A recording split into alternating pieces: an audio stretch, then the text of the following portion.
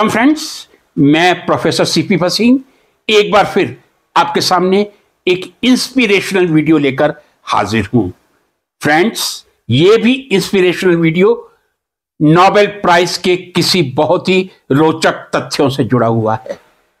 आजकल केबीसी का सीजन चल रहा है और मैं समझता हूं केबीसी एक ज्ञान का ऐसा स्रोत है जिसके लिए हर किसी के मन में चाहना होनी चाहिए और समय निकालने की तमन्ना होनी चाहिए।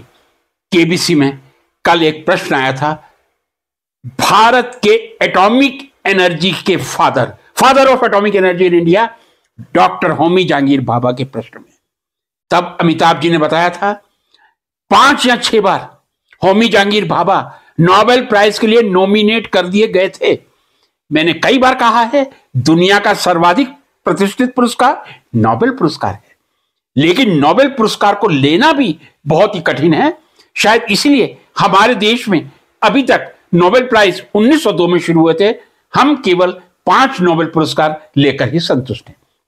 चलिए, यह बात नहीं करूंगा, लेकिन होमी जहांगीर भाभा 5 या 6 बार नॉमिनेट हुए थे। महात्मा गांधी 5 या 6 बार नॉमिनेट हुए थे, उनको भी नोबेल पुरस्कार मिल नहीं पाया था। फ्रेंड्स, जो मैं बात कहना चाह रहा हूं, ये रिसर्च स्कॉलर्स के लिए, पीएचडी स्टूडेंट्स के लिए बहुत ही इंस्पिरेशनल हो सकती है। रिसर्च का दूसरा सिनोनिम है पेशेंस, और पेशेंस का दूसरा सिनोनिम है रिसर्च। यदि आप में पेशेंस नहीं है, धैर्य नहीं है, तब आप एक उत्तम शोध कार्य की कल्पना नहीं कर सकते। अब जो मैं 2 आपको उदाहरण देने जा रहा हूं, मैं समझता हूं एक केमिस्ट्री का है और एक फिजिक्स का है। 2 ऐसे उदाहरण हैं जिनको देख के लगता है कि वास्तव में पेशेंस, धैर्य ही किसी भी वैज्ञानिक की सफलता की सबसे बड़ी कुंजी है।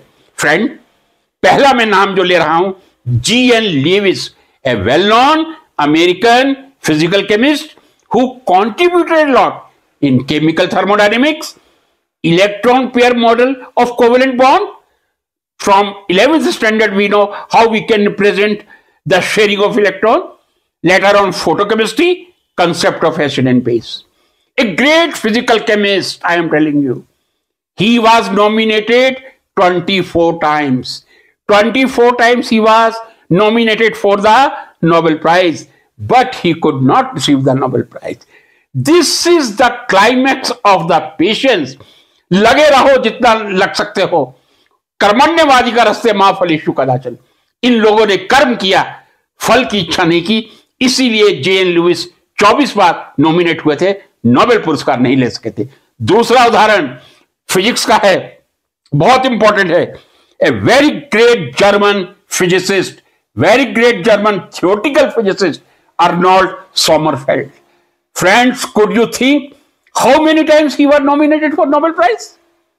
आप क्या आशा कर सकते हैं? मैंने J.N. लुइस का आपको उदाहरण दिया है, 24 टाइम्स नॉमिनेट हुए थे, नोबेल प्राइज नहीं मिल पाया था।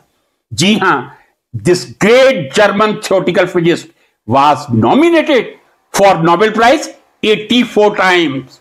84 टाइम्स नॉमिनेट हुए थे। Young Sommerfeld, you are looking in the left, and what should I say, a matured Sommerfeld, you are looking in the right. He was nominated 84 times, but he could not receive the Nobel Prize. It doesn't mean if someone doesn't get the Nobel Prize, he should leave the research. These 2 examples in scientific fraternity. One, G.N. Lewis, nominated 24 times. Another, Arnold Sommerfeld, nominated for 84 times, but they could not receive the Nobel Prize, but they are great source of inspiration. We should do our work. जो गीता में कहा है, कर्मण्यवादी का रस्ते मां फलेषु कदाचन। नमस्कार मित्रों।